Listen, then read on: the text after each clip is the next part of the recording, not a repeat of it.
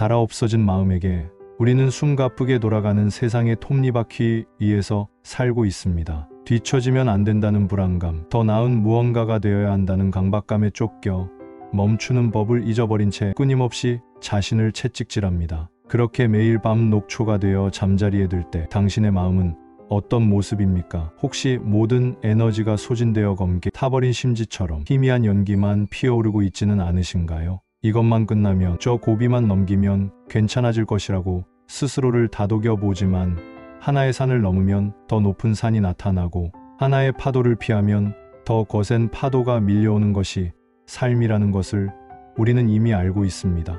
애쓰면 애쓸수록 손가락 사이로 빠져나가는 모래알처럼 행복은 더욱 멀게만 느껴집니다. 그렇게 아등바등 살아온 세월 끝에 남는 것은 성공의 환희가 아니라 달아 없어진 마음과 깊은 공허감일 때가 많습니다. 오늘 이 시간만큼은 그 모든 짐을 잠시 내려놓아도 좋습니다. 세상이 강요하는 속도에서 벗어나 당신 본연의 호흡을 되찾는 시간을 가지려 합니다. 우리가 이야기할 애쓰지 않는 삶이란 모든 것을 포기하고 체념하는 무기력한 상태가 아닙니다. 오히려 그것은 삶의 더 큰 지혜를 신뢰하고 나 자신을 억압하는 대신 자연스러운 흐름에 몸을 맡기는 가장 용기 있고 성숙한 삶의 기술입니다. 단단히 움켜쥔 주먹을 펴고 인생이라는 거대한 강물이 나를 어디로 이끄는지 온전히 느끼고 경험하는 지혜로운 항해술입니다. 자, 이제 그 고요하고도 강력한 지혜의 세계로 함께 들어가 보겠습니다. 무의의 경지, 힘을 빼야 드러나는 길. 고대 중국의 철학자 노자는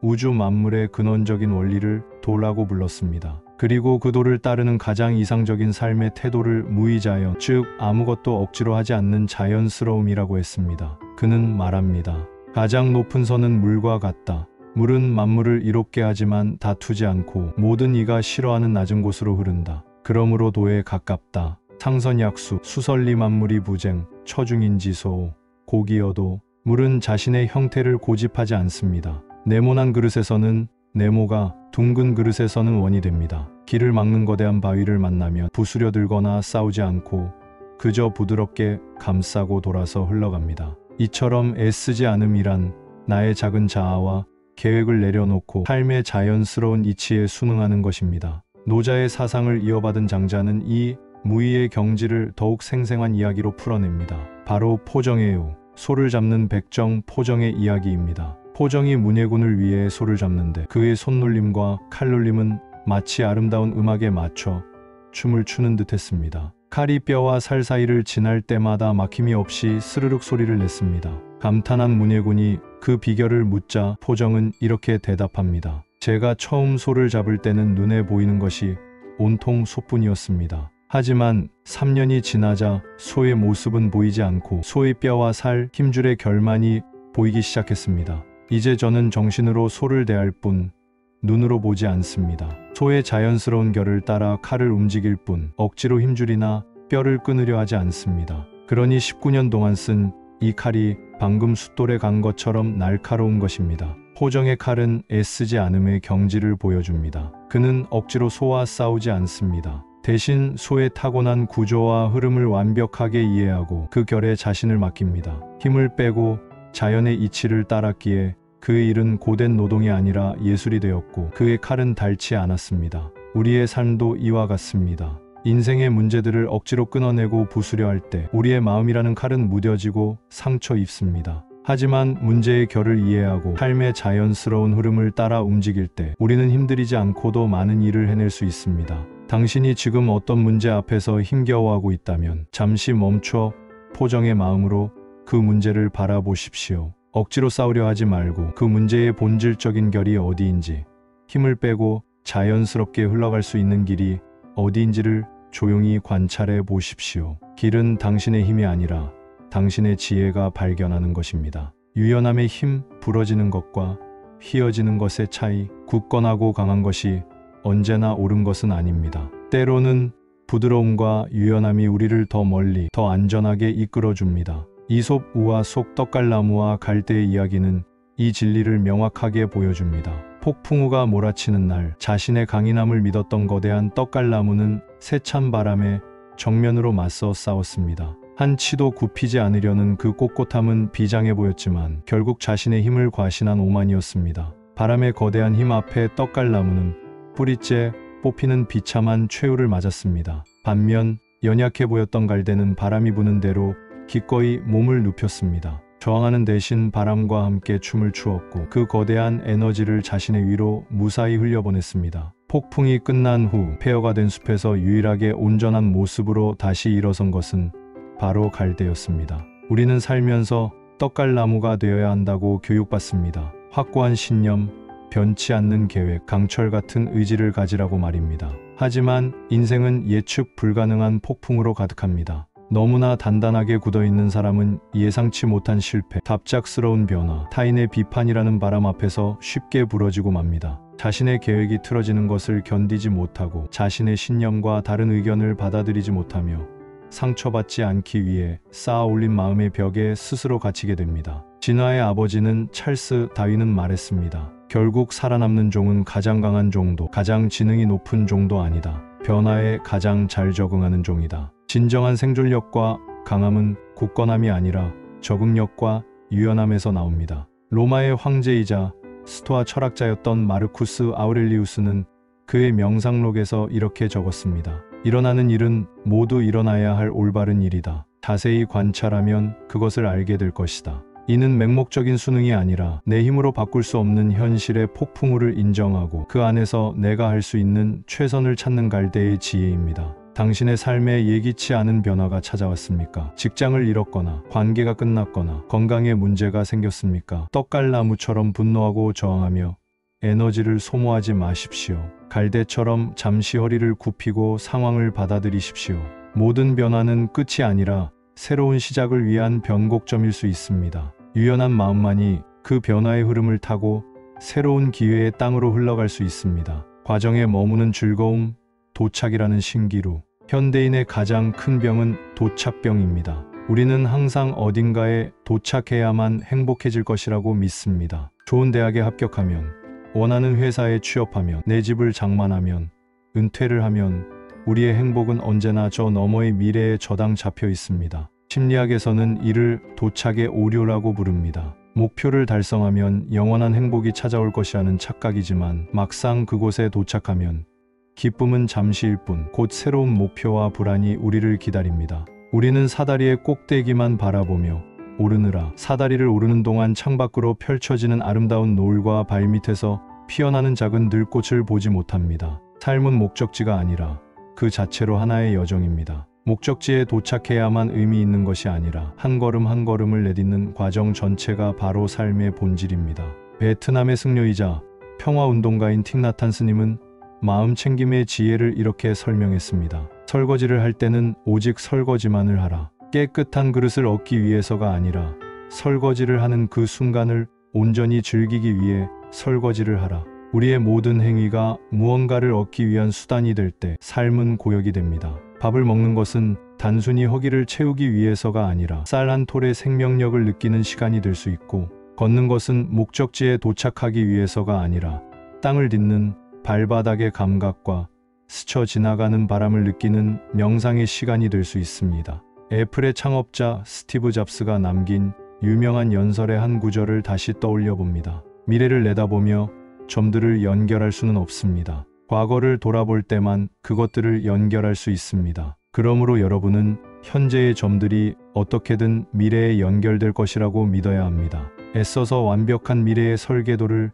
그리려 하지 마십시오. 그것은 신의 영역일지도 모릅니다. 우리가 할 수 있는 것은 그저 지금 내 앞에 놓인 점을 마음을 다해 그리고 즐겁게 찍는 것입니다. 무의미해 보이는 수많은 점들이 어느 날 문득 돌아보며 당신만의 경이로운 별자리를 이루고 있음을 발견하게 될 것입니다. 지금 당신이 하는 일이 무엇이든 그것을 미래를 위한 희생이라고 생각하지 마십시오. 그 일 자체가 당신 삶의 온전한 한순간이며 그 자체로 소중한 목적입니다. 비움의 미학 놓아주어야 자유로운 것들. 우리의 마음은 너무 많은 것들을 짊어지고 있습니다. 지나간 일에 대한 후회, 아직 오지 않은 일에 대한 걱정, 타인의 시선, 이루지 못한 욕망. 이 무거운 짐들을 내려놓지 않는 한 우리는 결코 가볍게 걸을 수 없습니다. 애쓰지 않는 삶의 핵심은 바로 이 내려놓음의 기술에 있습니다. 유명한 선 이야기가 하나 있습니다. 두 명의 스님이 길을 가다 강가에서 한 여인을 만났습니다.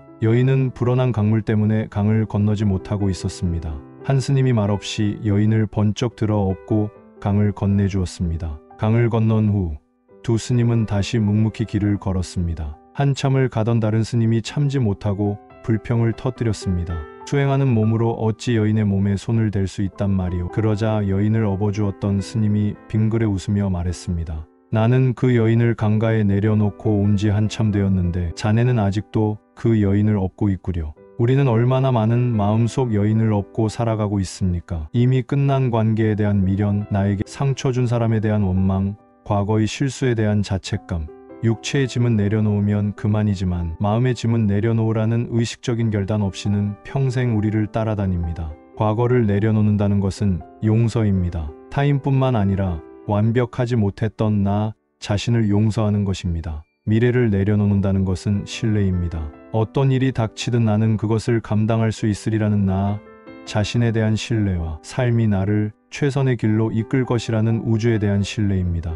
미국의 사상가 랄프 왈도 에머슨은 우리에게 이렇게 말합니다. 끊임없이 당신을 다른 무언가로 만들려는 세상 속에서 온전한 자기 자신으로 존재하는 것, 그것이 가장 위대한 성취다. 타인의 시선과 기대를 내려놓을 때 우리는 비로소 우리 자신으로 존재할 자유를 얻습니다. 모든 사람에게 사랑받으려 애쓰지 마십시오. 그것은 불가능한 일이며 그 과정에서 당신은 자신을 잃게 될 것입니다. 나를 좋아하지 않는 사람이 있다는 사실을 담담하게 받아들이십시오. 당신의 가치는 그들의 인정 여부에 달려있지 않습니다. 그 모든 짐을 내려놓고 텅 빈 마음으로 세상을 보십시오. 비워진 그 공간에 비로소 자유와 평화 그리고 새로운 가능성이 채워질 것입니다. 내면의 소리를 따라 당신만의 강을 흐르다 물 흐르듯 산다는 것이 수동적으로 운명에 이끌려 다니는 것을 의미하지는 않습니다. 세상에는 수많은 강이 흐릅니다. 세상의 기준이 정해놓은 거칠고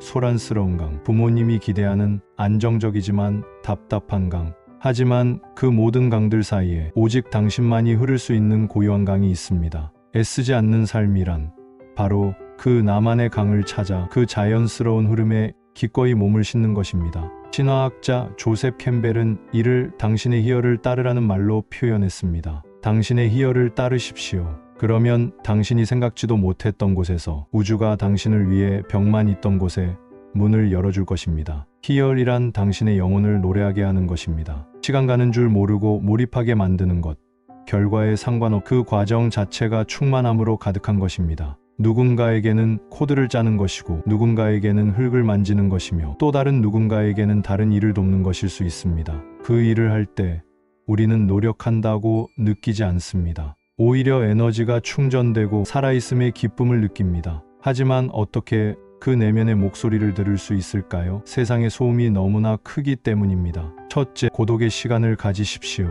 홀로 자연 속을 걷거나 조용히 명상에 잠기거나 일기를 쓰며 누구에게도 보여주지 않을 솔직한 마음을 적어 보십시오. 소음이 잦아들 때 내면의 속삭임이 들리기 시작합니다. 둘째, 어린아이처럼 놀아보십시오. 아무런 목적 없이 잘해야 한다는 부담감 없이 그저 호기심만으로 새로운 것을 시도해 보십시오. 서툰 솜씨로 그림을 그리고 음정이 틀려도 좋으니 노래를 부르며 한 번도 가보지 않은 길을 걸어보십시오. 당신의 희열은 종종 이 쓸모없는 놀이 속에서 발견됩니다. 소설 연금술사의 작가 파울로 코엘료는 말합니다. 자네가 무언가를 간절히 원할 때 온 우주는 자네의 소망이 실현되도록 도와준다네. 여기서 간절히 원한다는 것은 조바심 내며 애쓰는 것이 아닙니다. 그것은 당신의 영혼 깊은 곳에서 울려나오는 진정한 부름에 귀를 기울이고 그것을 따르기로 결심하는 것입니다. 그 결심의 순간 당신은 더 이상 혼자가 아닙니다. 온 우주가 당신의 항해를 돕는 순풍이 되어줄 것입니다.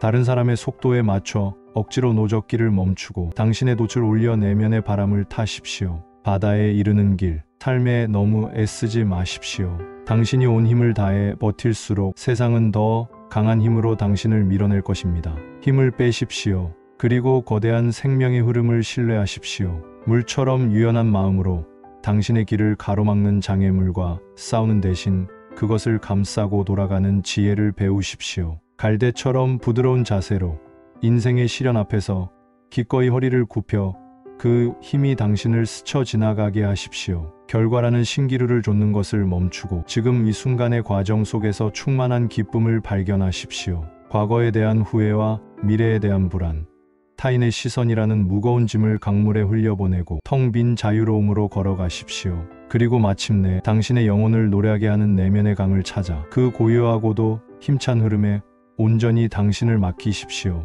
이것은 결코 약함이나 포기가 아닙니다. 이것은 가장 깊고 가장 성숙하며 가장 강인한 삶의 방식입니다. 부드러운 물이 수천 년에 걸쳐 단단한 바위를 깎아내듯 애쓰지 않고 흐르는 당신의 삶은 그 어떤 역경도 넘어설 수 있는 고요한 힘을 지니게 될 것입니다. 당신은 이미 당신만의 바다로 향하는 강물 위에 있습니다. 조바심 내지 않아도 서두르지 않아도 괜찮습니다. 모든 강물은 결국 바다에서 만나게 될 테니까요.